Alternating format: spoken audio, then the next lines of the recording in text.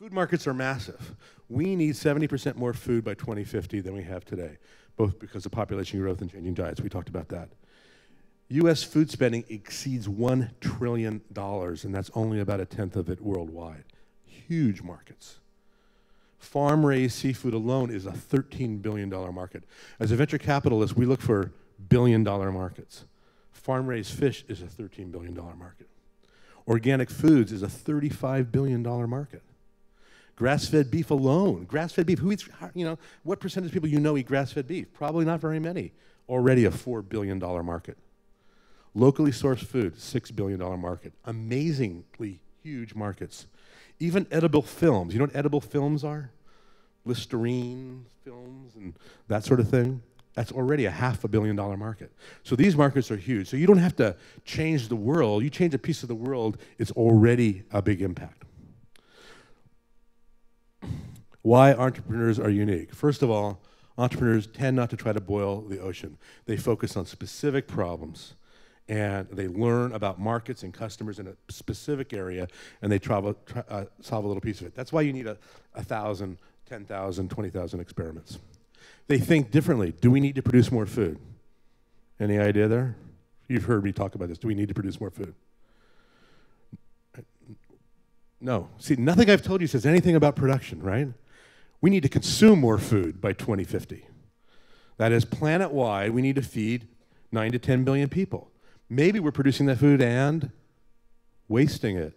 Maybe we're throwing it away. So an entrepreneur would think different. They'd say, gee, this isn't a production problem. I don't have to figure out necessarily how to increase yields or to produce more wheat or to produce more cotton to clothe people. Maybe I need to figure out first if we're already producing it, but it's not getting to the end user. Well, it turns out somewhere between 30 and 50% of it is never eaten. So there is a lot of food in the system. They understand sustainability ×2, what I call sustainability ×2. That means sustainability of the planet, and it also means sustainability of the business, of the enterprise. So they understand the profit motive. They understand that a really good idea is one that eventually pays for itself. So I don't have to rely on figuring out how to get some politician who this year might be motivated and next year might not to pay for it. I can figure out how to pay for it myself because I can generate positive cash flow. They challenge conventional wisdom. Are farm-raised fish bad? Are they? Anybody? Anybody? Let's not all see. Sometimes, sometimes not, right? Depends how they're raised. There are technologies. There's a company called Clean Fish out there that only raises sustainably raised fish. Are GMOs terrible? I have one company in Palo Alto that has figured out how to make meat from plants. Not fake meat, meat from plants. I've tasted it. The red stuff that's coming out of it is not beet juice. It tastes like blood. The meat tastes like meat. If he's successful, he's a geneticist from Stanford, if he's successful, he could change the world. He could change the planet by having, so are GMOs terrible? It's like I had a debate with a guy from Monsanto a month or so ago, and he said, well, people just don't trust the science. I said, no, they don't trust you. That's the problem. They don't trust you because you've screwed us before. You screwed us with Roundup. You screwed us before. So why should we listen to you? Label the damn stuff so we can make our own decisions. And they keep asking him, is local sourcing always better? Well, better how? It turns out, carbon footprint-wise, it's not necessarily better. In fact, it's rarely better. It turns out, well, gee, it's nice to support local farmers, but if you're taking money out of the pocket of some subsistence farmer in Colombia, or Ecuador or Argentina, you're really making the world a better place. That's a value judgment. That's not a fact one way or the other. So the bottom line is the reason why entrepreneurs can do this is because they can attack the problem from many angles and ask themselves different questions and challenge their assumptions every day, so that we can come up with more exciting experiments. The climate has changed for food investing. Since I started doing this in 2008, we have more ag tech-centric funds, we have more ag tech-focused incubators. Food has become part of the health debate and the climate debate change. Many big ag venture arms are in place. That is, many of the big ag companies now have venture capital funds. Mainstream VCs are dipping in their toe a little bit slowly, and students everywhere are beginning to view ag tech as a career option. So a lot of what I do is I go around the country, I speak at universities, and I talk to entrepreneurs and try to show them that this might be a place to look. And frankly, all the ideas about delivering great food to rich people don't interest me. So all of the munchery ideas and all that, well, great, I'm glad, I hope they're successful, but I don't care about those ideas. I care about ideas like figuring out a way. Today we feed, on fish farms, we have wiped out the top layer of the food chain, so we're raising them on farms and we're feeding them the next layer of the food chain. That's not sustainable. It's not going to work. So we got to figure out something else to feed them, which means, frankly, we got to figure out how to make fish eat vegetables.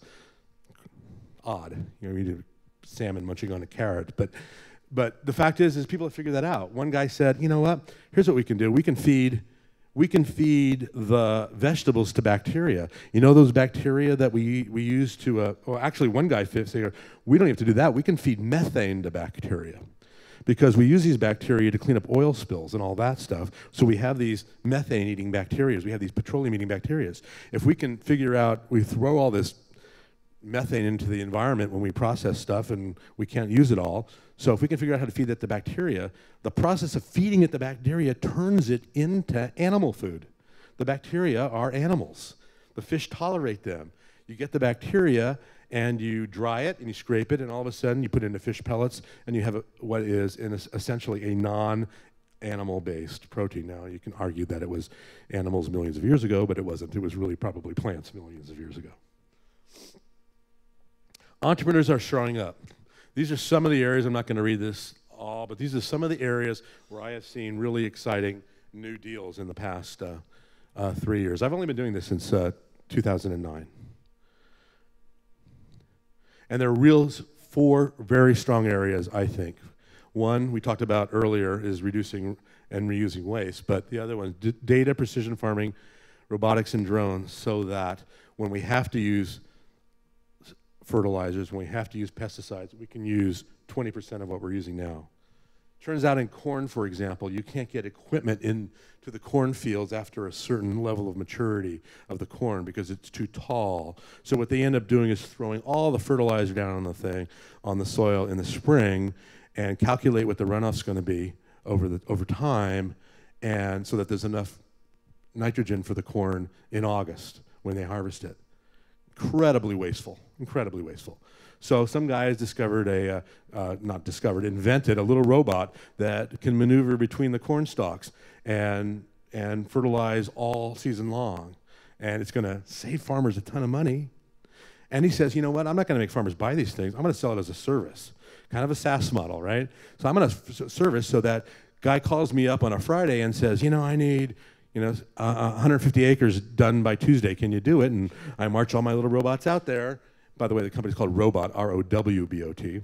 I march all my little robots out there, and they go through his field, and then they come back and get back in the truck, and he's taken care of it. And we're not wasting all this fertilizer that's getting into the groundwater eventually.